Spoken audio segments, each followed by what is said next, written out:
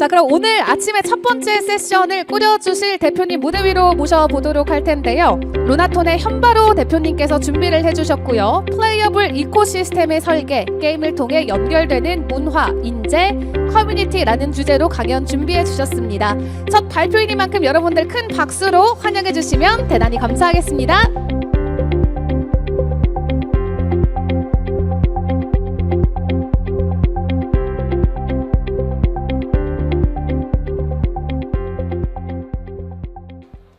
네, 소개받았습니다.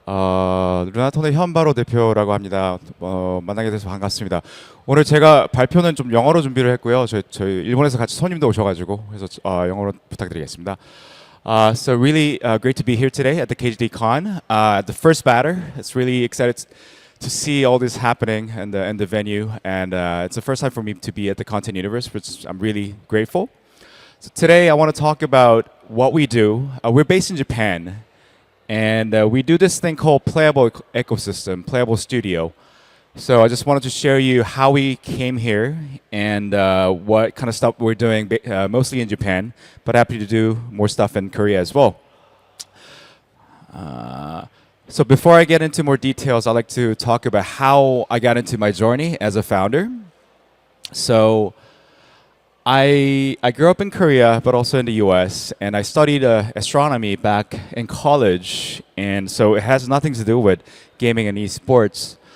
And then later for my grad school year, I went to the US and studied aerospace engineering, and it didn't really have to do anything with gaming and esports as well. And then I worked at Hyundai Motors for about 4 years at Namyang R&D at the EV. You see Ionic nowadays, so we were in the R&D for the Ionic development part of it back then. This was back in 2012 to 2015. And then I moved to Japan around 10 years ago, 2017, and I switched my career to consulting called KPMG. And given my tech background, I started AI consultant as an AI consultant. And we were making a lot of AI solutions like using HoloLens and the image processing and whatnot. And it was pretty fun. And so we ended up getting some awards from Microsoft, like a Partner of the Year AI award and whatnot. And it was good. But then, you know, as Korean, I grew up playing esports, StarCraft.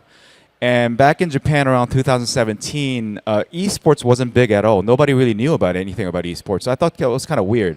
Why? Like, because Japan is such a big gaming country, why wouldn't anybody understand esports? So that was sort of a starting point. That's weird. And that gap between the market, where gaming market in Japan is really big, but esports market was really small, I thought that was an opportunity. So it took about a year to convince a big corp executive board members at places like KPMG.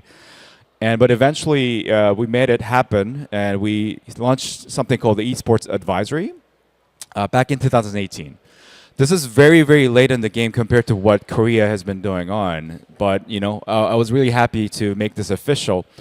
And from then on, it really took off from there. So what started off as a part-time commitment become a full-time commitment of my own as an individual. But then, you know, thing went well. We were start winning projects and stuff like that. So we were start building teams, and it became a dedicated department. And 5 years, 6 years into it, we got bigger than we thought. So along the line, we were, you know, clients for the Japanese government as well. MERI. In Japanese, we call it 계산쇼, so 경제산업성. So it's like I think 문체부 in Korea. So we were helping their esports initiative and gaming initiative, and also Web3 initiative as well for about 4 years. And we also did a lot of promotion activity as well, using the form of, like, say, you know, this kind of magazines or a lot of seminars and events, and together with the government and the esports union as well. And then along the line, I ended up writing a book back in 2020. It's called Demystifying Esports. And it's a story about how Korea took off in esports back in the 90s with StarCraft, when I grew up. And PC방, you know, all those, you know, great stuff. And I was growing up as a junior high school student. So I was just, you know, sharing my own experience. And once I released it, thankfully it became an Amazon bestseller, and then it was spreading out to different places where I would have never imagined. For example, the person on the right is the chairperson of the Saudi Esports Federation, so who's leading the Esports World Cup nowadays. And also, for some reason, the book went into Africa, like Nigeria and Kenya, so it became sort of like a textbook in their public school as well. So, I felt like okay, this is my calling, like esports and gaming. Like I got to do this more seriously. So that's how we got into. I went full time, and I founded my company called Lunatone. So let me tell you a little bit about what we do, and the rest of the talks will be about all the use cases that we do over in Japan, but also overseas. And then this has to do basically with gaming, esports, and beyond, because we're trying to create something more playable society, playable future, we think.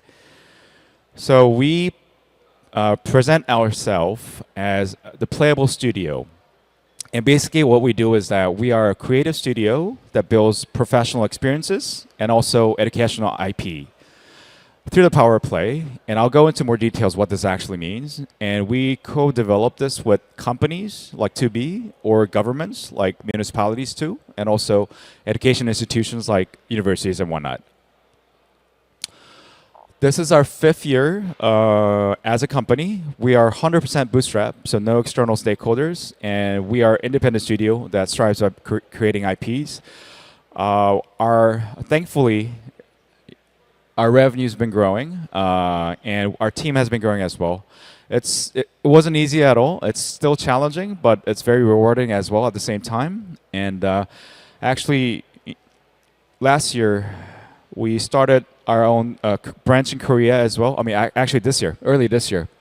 So we did have our branch office in Korea too.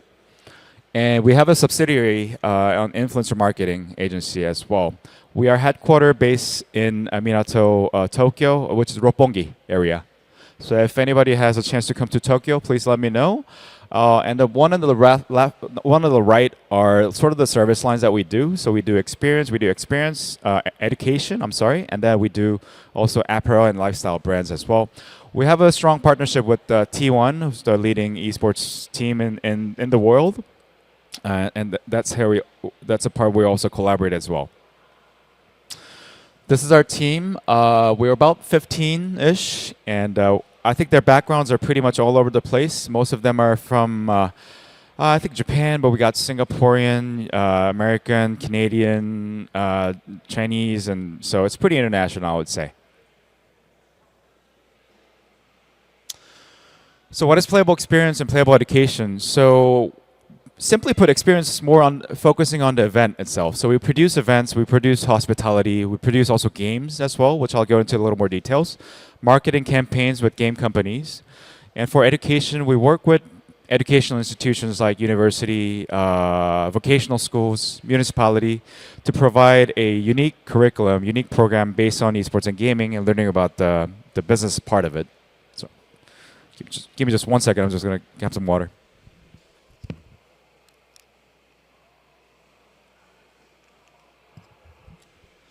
All right, so playable experience. So I know Valorant is not as big as in Japan and Korea, but Valorant is something really big nowadays in Japan.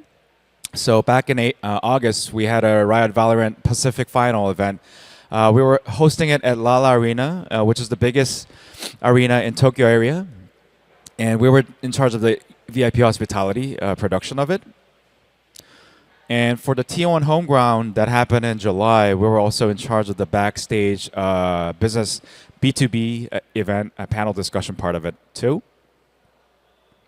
We work closely with Pokemon in Japan. One of their titles is Pokemon Unite. They run this championship league called Pokemon Unite Asia Championship League every year. This year, it happened in Shinjuku. And yes, we run the community event in addition to the main part of the competition, where people can join in, whoever wants to play with their own device. As you can see, there are people with all different age group. I just wanted to share this photo because this is a young couple with the baby, and when they were playing, the baby was crying. They didn't care about it; they were so into it, which was kind of fun. And it's just just so you know. It was way more than we expected because we were expecting about maybe 500 people or so, but it ended up coming like 4,000 people, which is way more than we expected. And that's the power of IP, as you can tell. We work with municipalities too. And so, for example, like Saitama Prefecture, we collaborate with this place called Visual Museum called Skip City. So their museum exhibition typically is focused on television production and movie production, which is a bit, it's exciting, but also could be a little bit outdated. So we ended up doing a special exhibition focusing on esports industry and ended up collaborating with a lot of the stakeholders in the industry to give a fully fledged, like, kind of an overview of what the industry entails, what kind of career path, what kind of glory there is, and so that the children in the region and then the parents also understand what it entails. And I don't know if anybody knows Saitama. Saitama is like right next to Tokyo, but the museum itself was kind of hard to access. It was sort of in the middle of nowhere, but still there were a lot of people coming in for that 3 months period. We had about 16,000 people. During this exhibition, we also run like the side community events, so Pokemon Unite, but not only for children who plays the game, but with the parents so that they can join in together with their children. So typically, we'll have children playing in, but because we organize in the way that it's inviting the parents too, and they may be a little curious about it, and we just let them join in because we have all the device set it up, and also have people teaching them, and then it'll become a really successful full day event too. This is with Osaka City. We use this. We also partner with the game called Just Dance with Ubisoft. It's a dancing game, and there's a lot of songs, including K-pop too, and J-pop recent stuff. And we approach this as from an occupational experience angle. So this exhibition was about learning about what occupation really means for children, and that was happening in Osaka with the help of Osaka City. So we're using this title so that children can come up stage or come to the booth to learn about these what it becomes to become a dancer.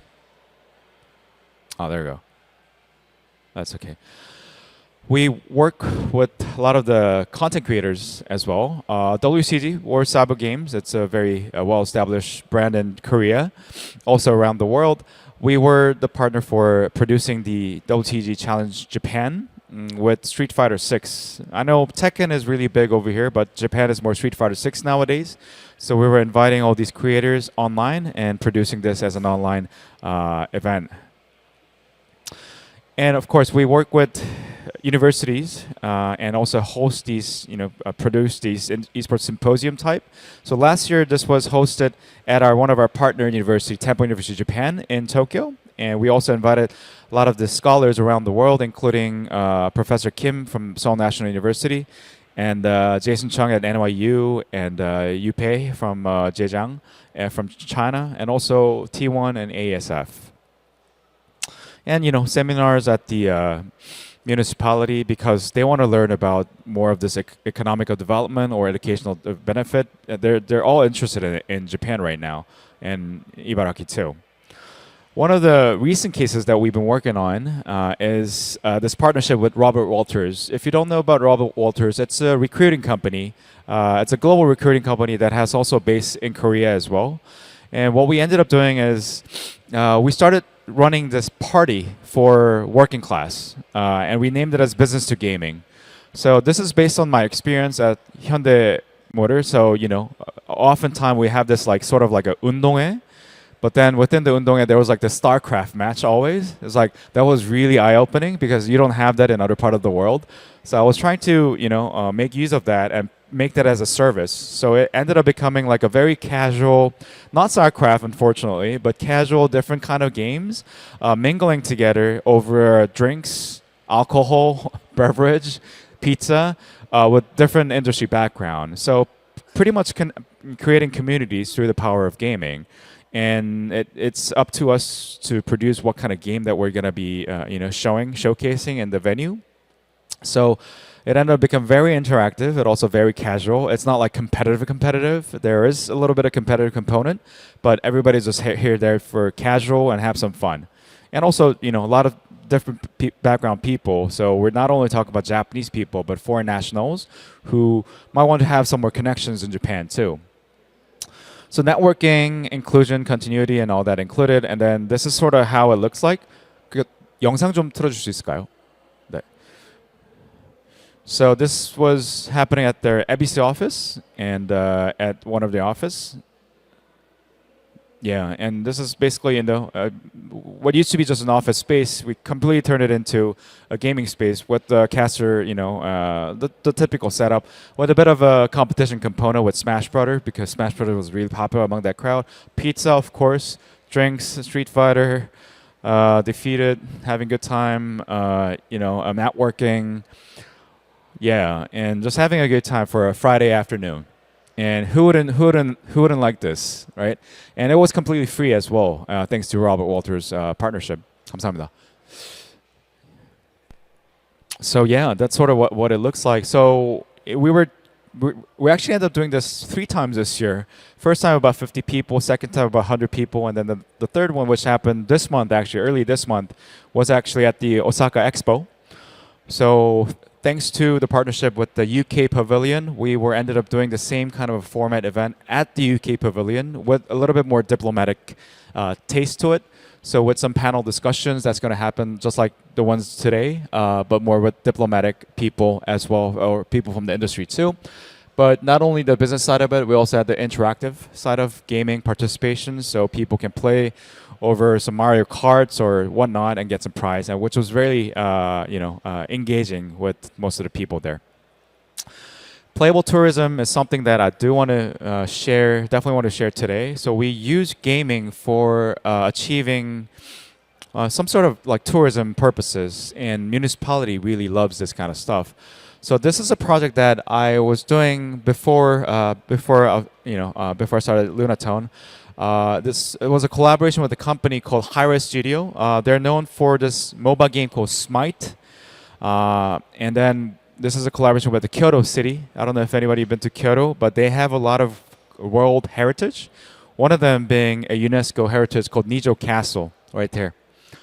It was during COVID, and Kyoto was losing tourists, and that's where they're making their money. So they were really, really, really on the edge. And we proposed that why not do a game collaboration with this new game called Rogue Company, which was just releasing. And then Hi-Res being my client, they were looking for effective ways to promote in Japan.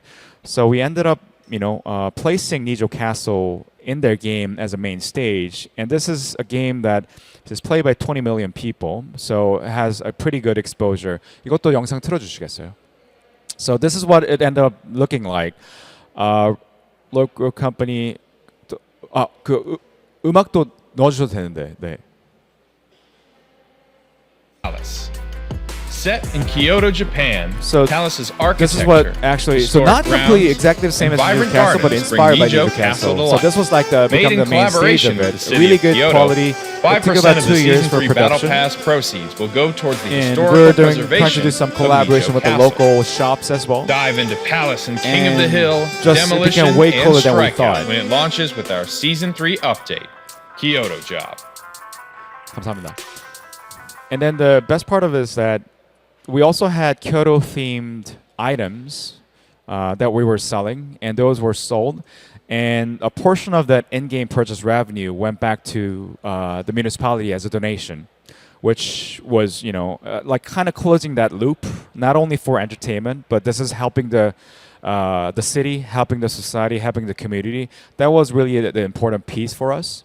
And that ended up becoming like, we also got some award from Japan, from the cabinet office back in 2022. So something like this, we learned a lot. There's a lot to explore, unlock, not only just a being fun game, but if you try to design this with the right purpose, it could be something even way more than what is originally intentioned. So that's what we've been keep on doing as well. So for example, this one is so nowadays as studio, we also make our own games. Nowadays, we've been making Unity games and Fortnite games, and nowadays we got into, as you can see, Roblox. 이것도 틀어주겠어요. And we recently collaborated with the Japanese Sumo Association, and release a sumo game. And very simple, mechanics clicker game. But this is based on the sumo arena in Tokyo. Because sumo fans are really, really old. Their average fan base we're not even talking about 60 years old. We're talking about 70, 80 years old. So what is a effective way of finding a young, new audience fan base? Gaming is definitely one of them. So I wanted to bring in all the culture code of sumo inside the game. So chankonabe, I don't know if you guys have ever chankonabe, but it's something that sumo athletes eat, and it's so they can bulk up. We have gacha and items and whatnot. So that the typical, the mechanism of it, skibito for powering up, and they loved it. And we also interact with a lot of the actual sumo athletes. It turns out the sumo athletes, a lot of them are gamers as well. So they wanted to have their own avatar in the game too. We try to make it as casual as possible because our target audience was, the casual, the young audience. So at the end of the game, they can learn something out of it about sumo. And by the time they come to Japan, maybe they want to poke and visit sumo site or something. So that's sort of like where we're getting into. 감사합니다. Yes, and then since it was released maybe half a year ago, it's Roblox. We got pretty good reception, I would say. Over 200,000 users globally so far. Most of it from the US, Brazil, and Russia and whatnot. So it's been very, very interesting and rewarding as well. We have other games too that we've been working on that we release with the similar purposes. So now let me get into education. So with Ibaraki Prefecture, Ibaraki is up north from Tokyo. It's not too far. It's maybe about an hour away. One thing we ended up doing is to teach them game development. So more focusing on the UGC side of it, user-generated content side of it. So teaching Fortnite UEFN and also Roblox kind of development. So basically, we were bandwagoning 5 different regions of Ibaraki and having a room full of people any age can participate for whatever purposes. We had a small kid who participated with his father because he wanted to try, and half-day workshop learning about how to make Roblox games. And then after it, they can play with it. And then we also run it a contest together so that where people can submit their own creation of the work. And it was judged by external creators, well-known creators, and then they got prizes out of that as well. And that's something that we are replicating to different municipalities too. Another one is we call it the Metaverse Study Abroad or Metaverse Exchange Program that we also use Roblox for this. And this was an exchange program between Japan and Korea. So what we ended up doing is that, the idea was that exchange student program in the university, it's good, people wants to go, but it's not for everyone. It's hard to get in. It's also cost them a lot. But what if through the power of game, we can give them an opportunity where it doesn't cost them, but also they have the opportunity to interact with local people, but also learn about the culture too. So we ended up building these different spaces that is themed after the places that we were working with. So Ibaraki theme, we had 5 different places, and Korea theme, we have 5 different places too. And for Ibaraki, these are the places where, from a tourism perspective, it's a famous place. So they got Hitachi Station, they got the big, what do you call it, Daibutsu. So it's the big statue of Buddha. They got JAXA, the Japanese NASA there too. So we were making that as a one small, interactable space where people can play. And then also for Korea, we had, PC Bang, Seoul National University, because we had some students from there, and then Seoul Tower and whatnot. And people were basically joining. We had a group of 15 people from 2 different locations, high school, university student. 2 hours a day session. After end of the 2-hour session, they were become friends just only through voice chat, and they were sharing Instagram handles at the end of it. So, which was pretty much the purpose what we were really aiming for, which is really, we learned a lot out of that as well. And then thankfully, we were doing an extension of this program as well, this time with Miyazaki. This is based in Kyushu, down in south. So we partner with a local cable media called Cable Media YY, and Miyazaki is known for their methodology. And there's a place called Nobioka. Not many people went there. I've been there quite a few times, actually. It's a beautiful place. And our goal is to invite Korean students, Indian students, high school students through this form of game, and also invite them over for a local workshop early next year because they have this nice, beautiful studio called YY Play Lab on building short form videos because they are a media company. So this has been going on too. We are happy to announce that we are partnering with high school in Busan right now, and we already got some participants from there. They want to make friends with Japanese students from Miyazaki. We also have participants from India right now, so it's looking very exciting right now, as I say. We also work with business schools. So University of Michigan is one of the top university that provides business school curriculum, a Ross School of Business. And we provide a custom immersion program called Esports Day. And last year we had a client from the Saudi. It's called Neom. Maybe you guys have seen it from the media. It's a straight line city. And we had a full day immersion experience with them, teaching them about the esports and gaming and what can be unlocked. And 이것도 영상 틀어주겠습니까? And this is what it looks like.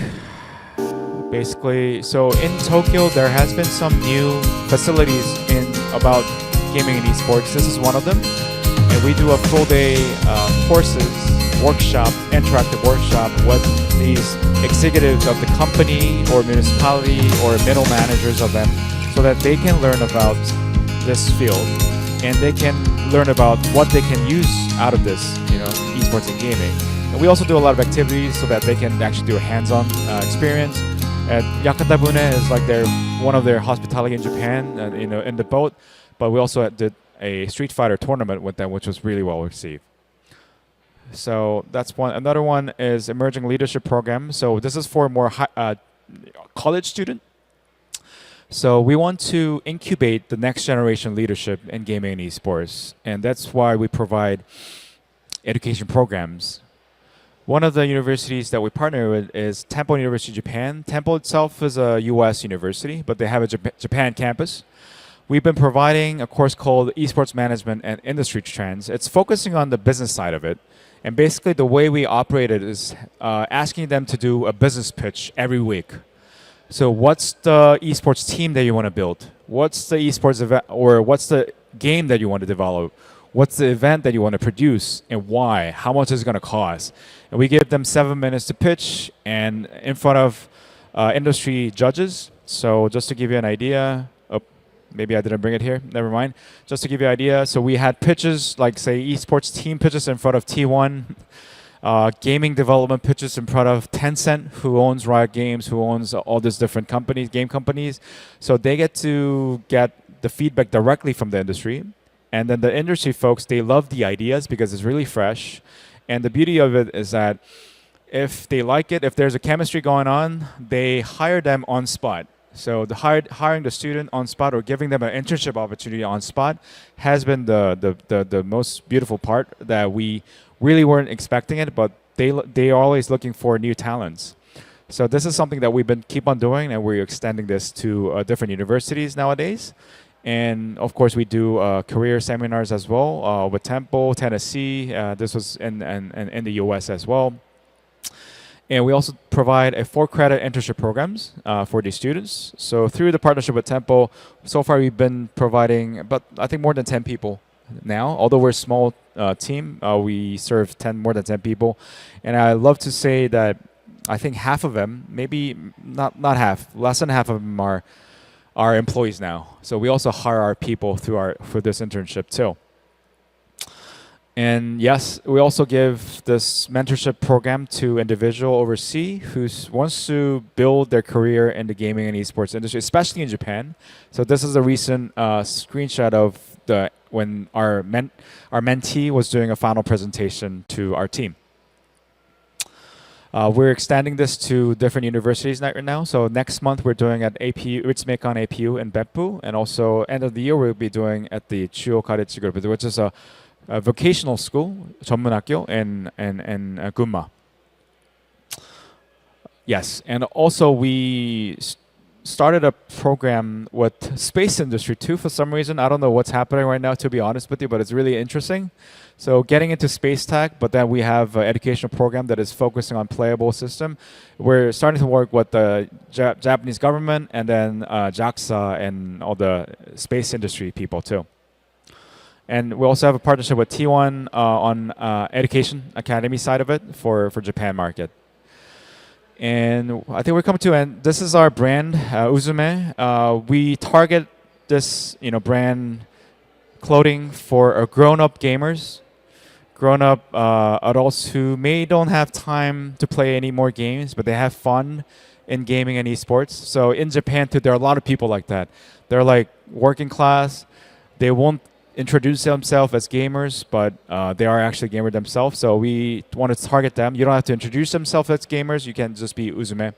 And then thankfully we have a partnership with T1 so that we're distributing the T1 goods. We're the exclusive partner in Japan. We also make Japan original goods.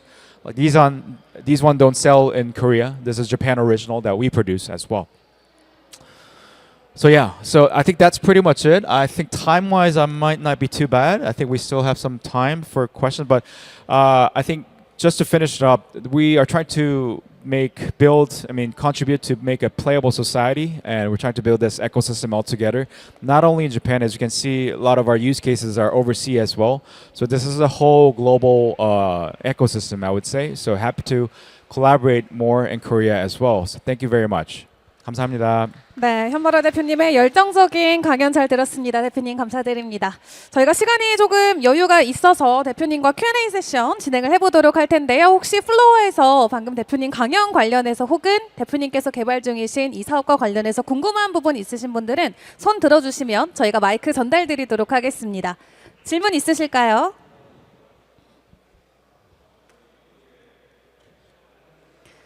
네, 대표님께서 워낙 설명을 잘 해주셔가지고 현장에서 크게 궁금한 게 없으신 것 같은데 그럼 제가 좀 한 가지 간단하게 질문 드려보도록 하겠습니다. 이렇게 수년 동안 개발해 오시면서 그 여정이 막 쉽지만은 않았을 것 같거든요. 유독 기억나는 에피소드가 혹시 있을까요? 질문 감사합니다. 그 사업하시는 분들은 다 잘 아실 텐데 독립하고 하면 이제 제일 먼저 배우는 게 게임 쪽으로 얘기는 아니고 그 캐시플로우 관리 잘 아실 텐데 중요하죠. 너무 중요하죠. 이제 진짜 직장인일 때는 정말 이렇게 뭐 따박따박 들어오는데 이제 그걸 이제 관리해야 되고 이제 직원들이 생기면 이제 또 다 직원을 이게 월급을 드려야 되잖아요. 그래서 그거를 이제 매달 관리를 해야 되는데 이제 가끔 이제 그게 예정대로 안 될 때가 참 많지 않습니까? 사업을 하는 입장에서는 이제 그게 진짜 제일 힘들었던 부분이고 지금도 힘들다 솔직히. 정말 현실적인 고민인 것 같습니다. 또 워낙 게임 개발 쪽의 비용이 저희가 뭐 상상하지 못하는 수준으로 들어가는 걸로 알고 있는데 그럼에도 불구하고 여기까지 이렇게 멋지게 끌고 사업을 와주신 것 자체가 정말 대단한 것 같습니다. 진심으로 존경의 인사를 드리겠습니다. 네, 여러분 플로어에서 질문 추가적으로 없으면 저희 대표님 큰 박수와 함께 무대 아래로 또 보내드리도록 하겠습니다. 대표님 고생하셨습니다.